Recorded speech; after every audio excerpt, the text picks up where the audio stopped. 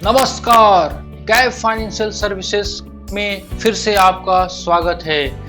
आइए आज हम चर्चा करेंगे कि जीएसटी में सेल्स का जो निर्धारण है वो कैसे करेंगे आप, यानी कि आपका किसी महीने में आपका बिक्री कितना होगा उसका कैलकुलेशन कैसे करेंगे। आइए तो देखते हैं हम दो केस के लेकर। पहला केस ये है उन लोगों के लिए जहां पे उनका प्रॉपर यानी कि विधिवत रूप से अकाउंट्स मेंटेन होता है, तो उन केस में तो कोई दिक्कत ही नहीं है। विधिवत अकाउंट मेंटेन होने का मतलब ये है कि आपके काउंटर पे, आपके दुकान पे जितना भी सेल होता है, जितना भी बिक्री होता है, उसका आप प्रॉपर अकाउंट मेंटेन करते हैं। अकाउंट मेंटेन करने का मतलब यहाँ पे ये है कि आप हर बिल को आप प्रॉपरली आप काटते हो।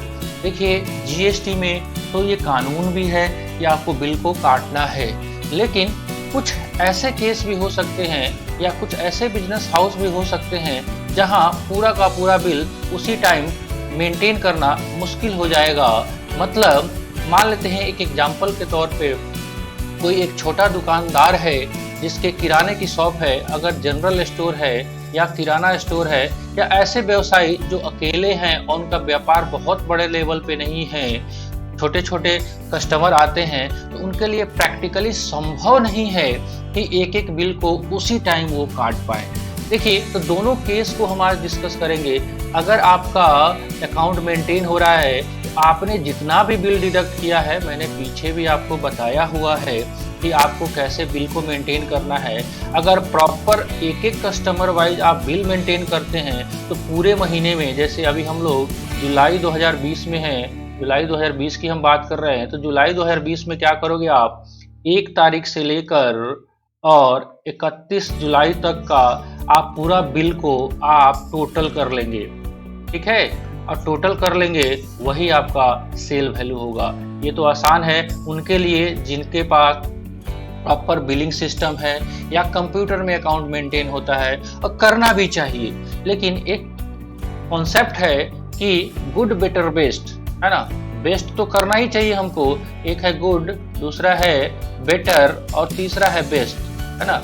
तो हम सब लोग क्या होता है, बेस्ट करने के चक्कर में कभी कभी गुड भी नहीं कर पाते हैं। तो ये तो बेस्ट है, अगर आपका सिस्टम ऐसा है तो ये बेस्ट सिस्टम है। लेकिन कुछ लोगों के केस में जिनके पास उतना रिसोर्सेज नहीं है या उतना पैसा नहीं है कि वो प्रॉपर अकाउंटिंग करा पाएँ, उनके केस में ये छोटी छोटी बातें कम से कम ध्यान देना चाहिए, ताकि लीगल कंप्लायंस कुछ हद तक या बहुत हद तक उनका पूरा हो सके। तो आइए हम उन छोटे दुकानदारों, रिटेल शॉप के लिए हम बात कर रहे हैं जिनका सेल कैसे निर्धारण होगा। तो सिंपल सा बात है, क्या करना होगा कि अगर हम बात करें, कोई भी किराना शॉप है या कोई भी छोटे दुकानदार है, या तो कंपोजिशन में हो सकता है या रेगुलर में, है ना।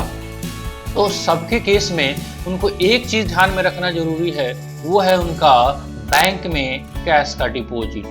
बैंक में कैश का डिपॉजिट, या उनके बैंक में कहीं और से कोई ऐसे व्यक्ति को वो सामान बेच रहे हैं जो बैंक में ट्रांसफर कर रहा है, बैंक में चेक डिपॉजिट, ठीक है, बैंक में चेक डिपॉजिट करेंगे। क्या ये लोग कि इन छोटी छोटी केस में ये लोग करेंगे कि भाई साहब देख लेंगे कि अगर मान लेते हैं आज है आपका 5 जुलाई 2020 है, तो आज के डेट में इनका कितना बिक्री होगा उसका निर्धारण कैसे करेंगे।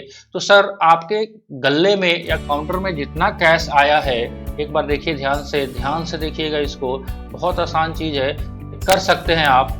गल्ले में जितना कैश आया, मान लेते हैं आज पूरे दिन गल्ले में 10,000 रुपया आया, ठीक है। अब इस 10,000 रुपया में से हो सकता है 6 तारीख को जाके वो डिपॉजिट करेंगे, 6/7/2020 को। अगर वो गल्ले का काउंट कर लेते हैं, तो गल्ले में जो पैसा आया वो सेल प्लस जीएसटी दोनों मिला के आया, सेल्स प्लस जीएसटी, है ना। ये जो पैसा आया यही इनका सेल का निर्धारण हो जाएगा। अदरवाइज वो क्या करते हैं, अगर ये भी संभव नहीं कर पाते तो करेंगे क्या कि बैंक में जो डिपॉजिट है 6 तारीख में, मान लेते हैं वो डिपॉजिट करते हैं 10,000 रुपया, ठीक है।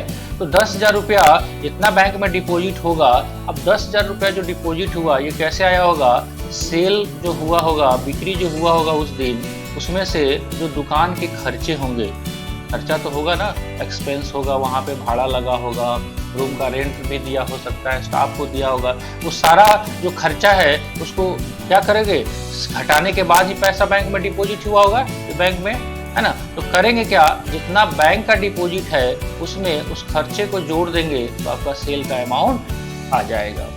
आशा है आपको ये कॉन्सेप्ट समझ में आया होगा। अदरवाइज अगर ऐसा नहीं करोगे आप, अगर आपका बैंक का डिपॉजिट जो है वो ज़्यादा है और आपने सेल कम दिखाया है तो स्क्रूटनी का चांसेस बनेगा। तो आशा है आप लोग इन छोटी छोटी बातों को ध्यान में रखेंगे।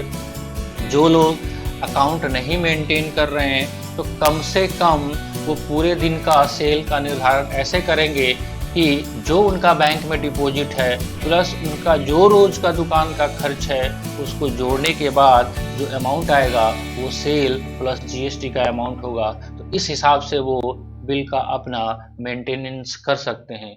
आशा है दोस्तों आपको ये बातें समझ में आई होगी। फिर मिलेंगे आपसे नए कॉन्सेप्ट के साथ, छोटी छोटी बातों को ध्यान में रख के चलेंगे। बहुत सारा वीडियो हम लेके आएंगे ताकि आपका व्यापार सुगम और सहज हो। तब तक के लिए हमको विदा दीजिए। जय हिंद, जय भारत।